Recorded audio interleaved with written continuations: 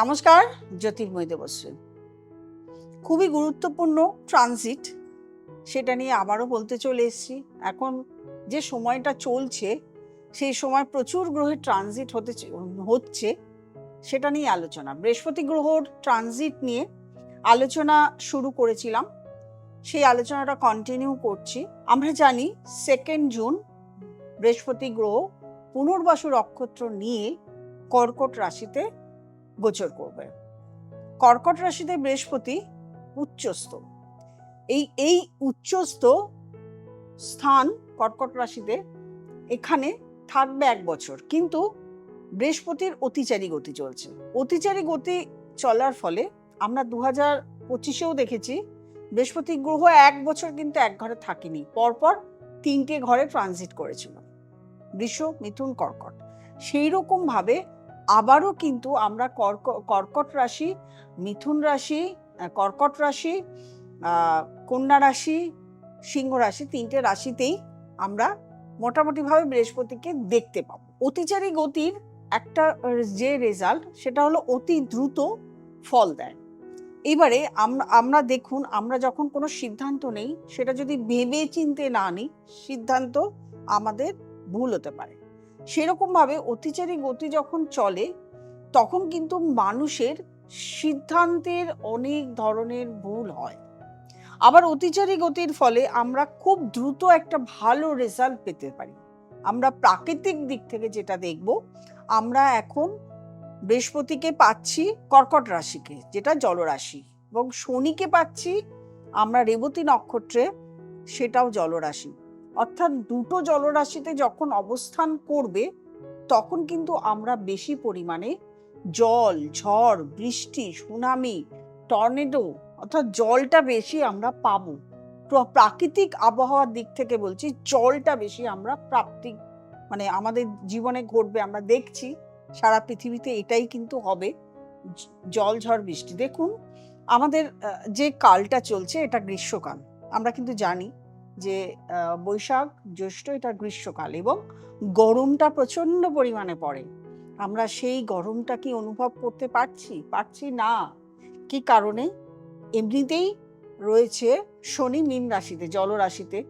এরপরে বৃহস্পতি ঢুকবে, তার আগের থেকে কিন্তু আমরা দেখতে পাচ্ছি, যেহেতু বৃহস্পতির অতিচারী গতি চলছে, সেই জন্য দেখতে পাচ্ছি। এবং আরেকটা জিনিস, যেটা আমরা এখন যা পাবো মোটামুটি ভাবে ভালোর দিকে এগোবো, কারণ বৃহস্পতি উচ্চ রাশিতে। যখন শ্রীরামচন্দ্র শ্রীকৃষ্ণের জন্ম হয়েছিল, সেই সময়ও কিন্তু বৃহস্পতি উচ্চ রাশিতে ছিল। সেই জন্য কিন্তু আমরা ভালো ভালো ব্যক্তিকে পেয়েছিলাম, যারা ধর্ম প্রচারক, হিন্দু ধর্মের প্রচারক, এবং তারা আমাদেরকে অনেক কিছু শিক্ষা দিয়ে গেছে। বৃহস্পতিকে যখন আমরা পাবো, তখন কিন্তু আমরা দেখব যে আমাদের আধ্যাত্মিকতার অনেকটা উন্নতি হয়েছে। সেটা আপনারা টেরই পেয়ে গেছেন। আমাদের এই প্রাকৃতিক পরিবেশ বা রাজনৈতিক পরিবেশ, যে কোনো পরিবেশে আমাদের আধ্যাত্মিকতার উন্মোচন হবে খুব বেশি পরিমাণে। আমরা আমাদের ঈশ্বরকে প্রাপ্তির জন্য চেষ্টা করব খুব বেশি পরিমাণে। আমরা সরল, সাদাসিধে, ভালো হওয়ার চেষ্টা করব। এটা প্রাকৃতিক, রাজনৈতিক সব দিক থেকে আমাদের সেই পরিবেশটা আমরা পেতে চলেছি। অবশ্যই খুব ভালো হবে। যখন বৃহস্পতি নিজে উচ্চ রাশিতে থাকে, তখন কিন্তু লোকেদের একটা জ্ঞান অর্জনের সময় আসে, ক্ষমতা আসে, তাদের মধ্যে অনেক ধরনের ক্ষমতার উন্মোচন হয়। তারা ভালো পরিবেশ, কিছু ভালো প্রাকৃতিক কিছু উন্নতি, সমস্ত কিছু আমরা পাই। আজকের যে আলোচনা, এখন যে আলোচনা, সেটা হচ্ছে বৃহস্পতি কর্কট রাশিতে ঢুকবে। আমি মিথুন রাশি অবধি আলোচনা করেছি। কর্কট রাশিতে ঢুকবে, সেই কর্কট রাশি এবং সিংহ রাশি নিয়ে আলোচনা করব। বৃহস্পতি কর্কট রাশিতে ঢুকবে, এবং ঢুকলে প্রাকৃতিক রাজনৈতিক কি হয় সেটা তো আমরা আলোচনা করিয়েছি। তা সত্ত্বেও বলবো, কর্কট রাশিতে ঢুকবে পুনর্বসু নক্ষত্র নিয়ে। অক্টোবর অবধি এখানে পুনর্বসু নক্ষত্র থাকবে, তারপরে আবার চলে যাবে পুষ্যা নক্ষত্রে, শনি নক্ষত্রে।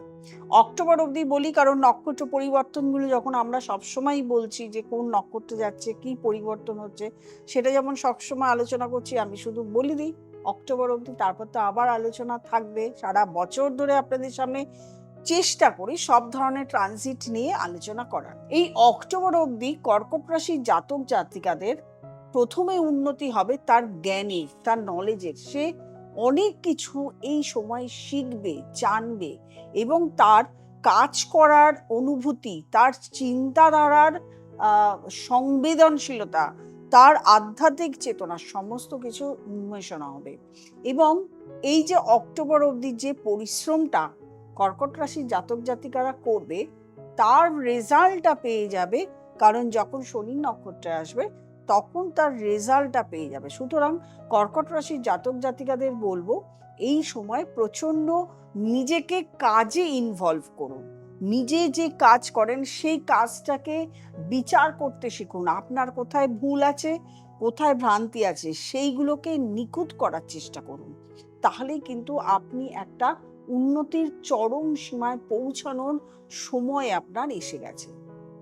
আপনি একজন দায়িত্ববান গুরু বা ব্যক্তি পাবেন এবং গুরুও পেতে পারেন, যে আপনাকে ঈশ্বর সাধনার বা আপনার রাস্তাকে মানে এগিয়ে নিয়ে যাবার জন্য আপনার ক্ষেত্রে আসবে। তার জন্য আপনাকে এবং আপনার অনেক বড় বড় ব্যক্তির সঙ্গেও কিন্তু পরিচয় হবে। আপনার এই সময় কর্মের যে এতদিন ধরে যে একটা প্রবলেম চলছিল, সেই কর্মের সফলতা আসবে, সাকসেস আসবে। যাদের বিয়ে হচ্ছিল না তাদের বিয়ে হবে, যাদের বিয়ে নিয়ে আইনি ঝামেলা চলছিল, ডিভোর্সে ঝামেলা চলছিল, সেই ঝামেলা মিটে যাবে। কিরমভাবে মিটে যাবে? হয় আপনারা ডিসিশন নেবেন যে আপনারা আর দাম্পত্য জীবনে আইনি সমস্যার মধ্যে থাকবেন না, আপনারা হয় সেটাকে ডিভোর্স করে নেবেন, অথবা আর আপনারা ডিভোর্সের পথে যাবেন না, আপনারা নিজেদের মতন আবার থাকা শুরু করবেন। যে কোনো দুটো একটা সিদ্ধান্তর মধ্যে থাকবেন। আইনি সমস্যা যেটা চলছিল সেটা আর থাকবে না। দ্বিতীয়ত হলো ব্যবসার, অনেক যারা ব্যবসা করছেন তাদের ব্যবসার উন্নতি হবে এবং ব্যবসার ক্ষেত্রে নতুন নতুন কানেকশন, যোগাযোগ এবং নতুন কোনো ব্যবসার তৈরি করার চিন্তাধারা আপনাদের মধ্যে আসবে। এবং তার সঙ্গে বলবো সন্তান সুখ মিলবে। আপনাদের 9th হাউসকে দৃষ্টি দিচ্ছে, যেখানে শনি বসে আছে। যেখানে শনি বসে আছে 9th হাউসকে দৃষ্টি দিচ্ছে, মানে 9th হাউস হচ্ছে আপনার ভাগ্যের জায়গা। সুতরাং আপনার ভাগ্যেরও উন্নতি কিন্তু আমরা দেখতে পাবো। এবং ভাগ্যস্থানে কে বসে আছে? শনি বসে আছে, রেবতী নক্ষত্র নিয়ে বসে আছে, বুধের নক্ষত্র, অর্থাৎ কর্মফলদাতা শনি। অর্থাৎ আপনি কর্ম করছেন, আপনি পরিশ্রম করছেন, আপনি সৎ পথে চলছেন। বৃহস্পতি একজন সত্যবান, একদম সৎ পথে চলায়। সুতরাং শনিও চলায় সৎ পথে, দুজনই সৎ পথে চলায় এবং জ্ঞানী মানুষ বানায়। সুতরাং আপনাদের পথটা এখন হয়ে যাবে অনেক কিছু শেখার, জ্ঞান রপ্ত করার, জ্ঞান আয়ত্ত করার। ভালো থাকুন, এইরকম ভাবে নিজেকে অনেক জ্ঞান রপ্ত করে আপনাদের জীবনের অনেক কিছু আপনারা প্রাপ্তি ঘটান। তারপরে আসবো সিংহ রাশি। সিংহ রাশির ঢাইয়া চলছে, এটা আমরা প্রত্যেকেই জানি। সিংহ রাশির নক্ষত্র, শনির যে নক্ষত্র পরিবর্তন হবে সেটা নিয়েও কিন্তু আলোচনা করেছি, তার কি পজিটিভিটি আছে সেটা নিয়ে বলেছি। এইবারে সিংহ রাশি থেকে 12th হাউসে আসবে বৃহস্পতি পুনর্বাসু নক্ষত্র নিয়ে। সিংহ রাশির জাতক জাতিকাদের 12th হাউস আমরা কি ইন্ডিকেশন দিই? 12th হাউস হচ্ছে বেড, অর্থাৎ বিছানা এবং স্বপ্ন। অর্থাৎ আমরা 12th হাউসকে কি দিচ্ছি, কি প্রায়োরিটি দিচ্ছি? আপনি যে স্বপ্ন দেখবেন, বিছানায় শুলেই তো মানুষের, ঘুমালেই তো স্বপ্ন দেখে, আপনার স্বপ্ন সফলতার দিকে এগোচ্ছে। অর্থাৎ আপনি যে যে স্বপ্ন দেখেছিলেন সেই স্বপ্ন পূরণের দিন আপনার আসছে এবং তার সঙ্গে আসছে আপনার আধ্যাত্মিকতার উন্মেষ। আপনি জীবনে যারা অনেকেই আছেন যাদের এতদিন ধরে ঈশ্বরে হয়তো বিশ্বাস ছিল না, বা বিশ্বাস ছিল ধাইয়ার কারণে, কষ্টের কারণে, মানসিক কষ্টের কারণে আপনাদের হয়তো বিশ্বাস অনেকেরই চলে গেছে। সেক্ষেত্রে আপনারা দেখতে পাবেন যে আপনাদের ক্ষেত্রে এখন একটা গুরুর প্রয়োজন হয়েছে, গুরুর দীক্ষাও নিতে পারেন, আধ্যাত্মিক উন্মেষ হতে পারে। আপনি কোনো আধ্যাত্মিক জায়গায় অর্থাৎ কোনো ঠাকুরের স্থান, দেবীর স্থান, কোনো পীঠস্থান, সেখানে বারবার দর্শনে যেতে পারেন। তাতে আপনার আত্মার শান্তি হতে পারে। ধরুন আপনি কোনো লোন, ঋণ এসব নিয়েছেন, তাতে আপনি জর্জরিত হয়ে গেছেন, কিন্তু আপনার একটা রাস্তা বেরোবে, যে রাস্তায় আপনার লোনটা মিটবে। মেটে কি লোন কি কারো একদিনে মেটে? মেটে না তো। লোন ঋণ কারো একদিনে হয়ও না, মেটেও না। কিন্তু রাস্তা বেরোবে যে কিভাবে আপনি লোন মিটবে। হয়তো রাস্তা এমন হতে পারে যে ক্ষেত্রে আপনি কারোর কাছ থেকে হেল্প পেলেন, অথবা আপনার ইনকাম বেড়ে গেল, ইনকাম সোর্স বেড়ে গেল, যেখান থেকে আপনার ঋণের সমস্যাটা মিটে যাবে। এছাড়াও আপনার গাড়ি বাড়ি হওয়ার সম্ভাবনা আমরা দেখতে পাচ্ছি, আমি দেখতে পাচ্ছি গাড়ি এবং বাড়ি হওয়ার সম্ভাবনা রয়েছে। তা সত্ত্বেও এবং তার সঙ্গে আপনার সফলতার দিকে আপনি এগোবেন, কারণ ঢাইয়াতে আপনি অনেক ধরনের প্রবলেমে পড়েছেন, অনেক প্রবলেম আপনি ফেস করেছেন, এবং অনেক কিছুর জন্য কিন্তু আপনাকে অনেক মানে ঢাইয়ার যে লাইফটা সেটা কিন্তু আপনার মোটেই ভালো না। তবে একাদশে বৃহস্পতি ছিল, সেক্ষেত্রে আর্থিক না গেলেও মানসিক দিক থেকে কিন্তু আপনি অনেক ধরনের প্রবলেমে ফেস করেছেন, পড়েছেন। সেটা কিন্তু সেই প্রবলেমটা এখন আর থাকবে না। ভালো থাকুন। প্রত্যেকটা রাশির কথাই বলতে থাকবো, শুনতে থাকতে হবে আপনাদেরকে। আমাদের ইচ্ছা বা আমার ইচ্ছা, সব জ্যোতিষের ইচ্ছা, প্রত্যেকটা রাশি ভালো থাকুক, ভালো হোক, প্রত্যেকের ভালো হোক। যারা আমার প্রোগ্রাম দেখছেন তাদের অবশ্যই সাবস্ক্রাইব করবেন। নতুন যারা দেখছেন তারা সাবস্ক্রাইব করবেন, লাইক করবেন, কমেন্ট করবেন, শেয়ার করবেন, নোটিফিকেশন অল বেলটি প্রেস করতে ভুলবেন না। আর যারা দেখাতে চাইছেন, দেখুন দেখানোর জন্য বলবো আপনার ট্রানজিট কি হচ্ছে, কি রাশি আপনার কেমন যাবে। কারণ একটা ডেট অফ বার্থ দিয়ে প্রথমে দেখতে হয় আপনার কোন গ্রহ ভালো অবস্থায় আছে, কোন গ্রহ খারাপ অবস্থায় আছে, ট্রানজিটে সেই গ্রহ আপনাকে কতটা ফল দেবে, আপনার দশাটা কি চলছে। দশা যদি খারাপ হয় তাহলে ট্রানজিট এতটা ভালো ফল দেয় না, এটাও কিন্তু দেখার। যদি দশা আপনার খারাপ হয় তাহলে আপনার হয়তো কর্কট রাশি, আমি যেটা নিয়ে বললাম কর্কট রাশি বললাম খুব ভালো চলবে, কিন্তু আপনার দশা খারাপ চলছে, সেক্ষেত্রে দেখা যাবে অনেকেই কিন্তু কমেন্ট বক্সে লেখেন কর্কট রাশির জীবনেও ভালো হয় না। এই যে দশাগুলো যদি আপনি খারাপ পান তাহলে সেক্ষেত্রে আপনার ভালো হবে না।